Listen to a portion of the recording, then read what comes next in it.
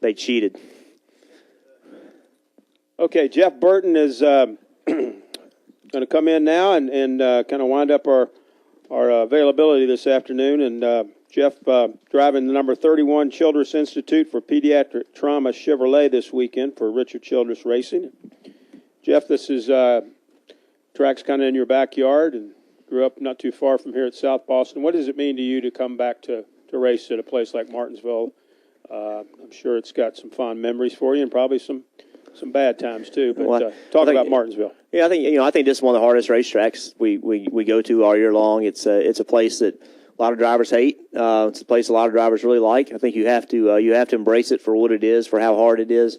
For me, coming back here, I remember when they made the announcement that they were going to run a late model stock car race here, and I couldn't believe that I would have a chance to race at this racetrack. And then, to go from running late models here to winning my first nationwide race here and winning a cup race here. This is certainly for me a pretty special place. It's a difficult place too. It's I've had a lot of heartaches here too. Play races that I look back on and really feel like we had a chance to win and stuff would happen. So it's this place. And one thing I think we need more short tracks on the circuit. And I think coming here twice a year is good for our series because it's good racing, it's competitive racing, it's action, and I think that's what our sport's all about. And coming to a short track, to me, this time of year is a really good thing for us to be doing.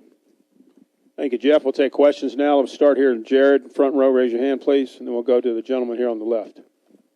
Thank you. Yeah, Jared Turner, NASCAR Pole Position Magazine. I realize this is several weeks out, but looking at Charlotte. Several months out. Several months out, a couple weeks, yeah. Anyway. It's only April, right? Yeah, so. Okay. 8 weeks, whatever. 2 questions, actually. What does it take to run a fast qualifying lap at Charlotte? Anything unique there? And also, in the race, what can you do from inside the race car, if anything, to adjust to the changing track conditions? Well, as far as qualifying at Charlotte, it's just aggression. I mean, you just got to be real aggressive. You got to have a car that you can lean on and know that you just got to trust it. You got to be in that gas a lot. And it's one of those races, one of those laps you just kind of hold your breath in and you just get it around the racetrack. As far as making adjustments, I've won the 600 a couple times, and I'll tell you that I feel like you got to have a good car, period. And we've won that thing by running well in the day and running well at night. We won it once with our car wasn't very good during the day. As it cooled down, we got better and better. But I think it wasn't so much we got better, but other people got worse. And I think it's important. You got to go into the race understanding that there is a grip level change coming. The pace is going to pick up. When the pace picks up, now the car travels more. A lot of things happen. You need to understand that.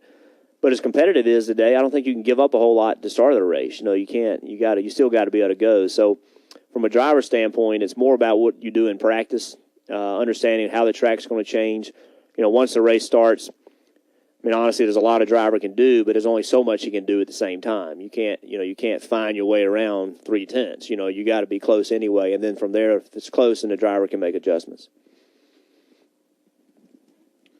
Jeff Adam Haynes for the Danville Register and B. A lot of young drivers running in tomorrow's race, Jeb being among them. I was just wondering if you could talk about what it's like to watch him race here. Yeah, it's fun. I haven't seen Jeb race a lot. I mean, because obviously, I race almost every weekend, and so I never really got a chance to watch Jeb race until last year. I mean, honestly, sitting here in the grandstands off turn 4 was, I think, the first race that I ever saw Jeb run from start to finish.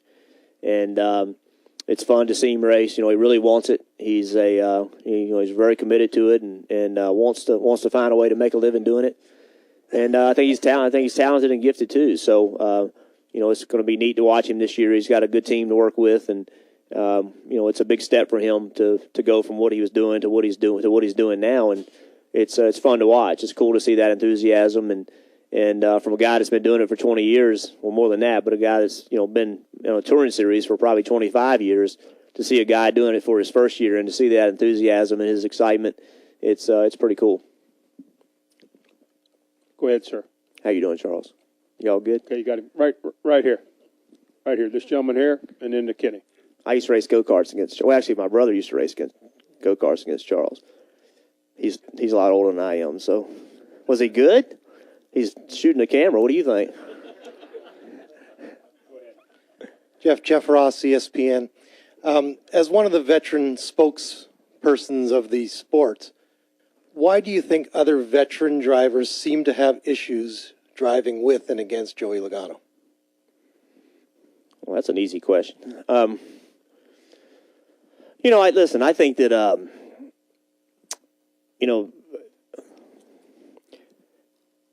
I don't know that there's a lot of drivers that have issues racing with Joey Logano. There have been a few. And, I think that it'd be a overcharacterization to say that, all the older drivers or a lot of the older drivers have issues with Joey, because I don't think that's fair to Joey. I do think that Joey's been in a position where people have been pushing him, got their foot on his back, pushing him into being a tough guy, stand up for yourself, stand up for yourself. They even say it on TV, he needs to stand up for himself. I think that's put Joey in an uncomfortable position for him. I think he just needs to quit. He needs to not worry about all that and just race and be himself. I think that, and then when a couple issues happen, then it's easy to say, well, he did this, so that's how he's going to be. So some of it's piling on, in my opinion. At the same time, I think he, when he does get confronted with issues, I don't think he handles it very well. He doesn't like just step back and say, you know what, okay, let me listen to what you're saying.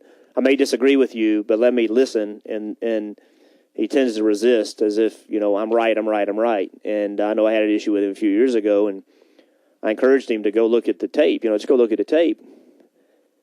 I had already looked at it, so I knew what it showed. And I didn't tell him that, and then the next week I said, did you look at it? And he said, no, I don't need to. Well, that kind of attitude, is not welcomed. But I think at the same time, I think Joey's a good person. I think he's a good race car driver.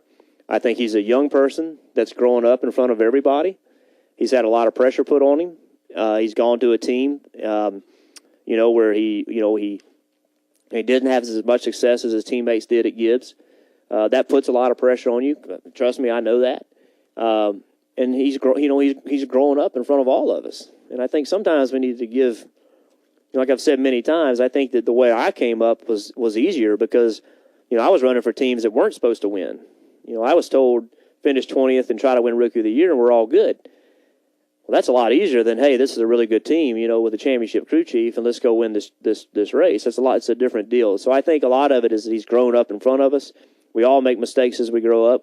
We all make mistakes as we've grown up, but some of it's that too. So all in all, Joey's not a bad guy, and he could be a little more receptive to listening rather than arguing. But Joey's not a dirty driver. He's not. I mean, so some of it's piling on, and some of it is he brings on himself. But I don't by any means. I have no problem driving into turn 3 at Daytona side by side or turn 2 and with him here. I race with him anywhere, anytime, and I'm not uncomfortable racing with it at all. Not at all. Let's go to Kenny Bruce, then we'll go to Mike. Kenny Bruce at NASCAR.com. Jeff, can you kind of give us your views on blocking and whether or not you feel it's acceptable or not acceptable? And also talking about Joey's sort of in this situation, but do things change for a driver when they all of a sudden find themselves in equipment and running up front more often than they had been in the past? Listen, I think that's a valid point. I remember Rusty Wallace at Michigan in practice was madder than hell at me because I had passed him, and he didn't think I'd give him enough room, and I think it was really because it was the first time he'd seen me. You know what I mean?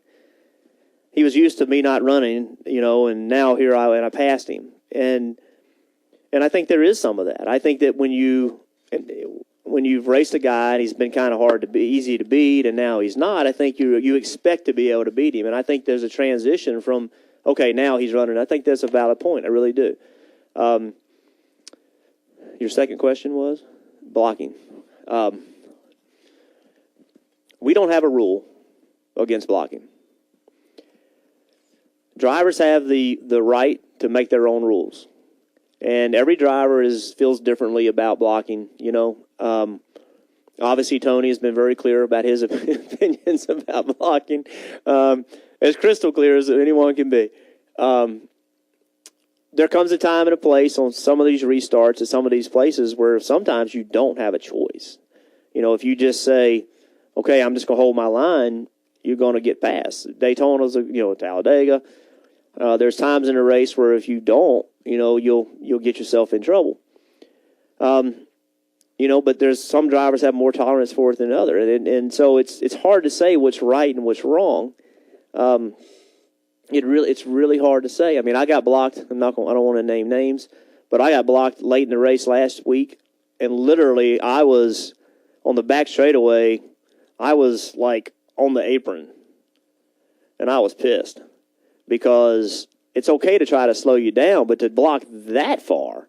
I mean, all the way into turn 3, it happened, and I thought that was excessive. So, on the other hand, if I'd have been him, I might not have thought it was excessive. You got to do what you think's best. I think at the end of the day is you have to remember that what you do to somebody, you have to expect is going to give it done back to you. And if you feel like what you're doing is okay, and it would be okay if it was being done to you, then you do it. But don't complain when it happens the other way. And so really there is no rule, so the drivers it's up to us to police it, and it just boils down to what your values are and what you feel is right and what you feel like would be if it was done to you. The problem we have in our sport is we have a lot of drivers that will complain when it happens to them, but when they do it to you, they look at you like, what's wrong? Yeah. Because this is a self-serving sport, and we tend to become selfish people in these race cars. And so you got to be open-minded and understand what's good for you has to be good for the next guy. Take 3 more questions. Right here, Mike. Gentleman right here in the blue, and we'll end with Nate. Jeff, I think your first nationwide race was here in the late 80s. If you remember anything from that, what stands out? I remember everything about it. Did you think you'd still be racing here in 2013, and how have you changed over those years? I never my goal was to become a nationwide driver. I know people don't believe this, but even when I started cup racing, the only reason I started cup racing because that was my opportunity. I wanted to be Jack Ingram. I wanted to be Sonny Hutchins. That's the people I wanted to be. And I watched Kel Yarborough, and he was the guy I pulled for, but I wanted to be a nationwide driver. And so when I got a chance to run nationwide, I was a man, And so I never thought about being here for this long. Never thought about it. And it's that first race here was something I'll never forget. We qualified really well, and blew an engine in practice. Did not have a spare engine, and we were in trouble, and we got bailed out, and people lent us an engine, and we were able to run, and we blew that one up. So in the race, so I remember it very well. It was Jeff Hensley and his dad. His dad. We took us over to his shop, and we had to change motor mounts in the car and had to change everything, and they lent us an engine. I mean, they didn't even know us, and lent us an engine, and I'll never forget that. Gentleman in the blue, and then we'll end with Nate. Go ahead, sir. Jeff, Damien Sortlet, Lynchburg News in Advance. This one's coming from Joe Chandler, who you know very well. Joe afraid to ask himself? Can't be shy in here, Joe. This front row will eat you up, man. Just talk about the improvement you've seen. What's that? Piranhas. Just talk about the improvement you've seen at RCR. They do eat a lot.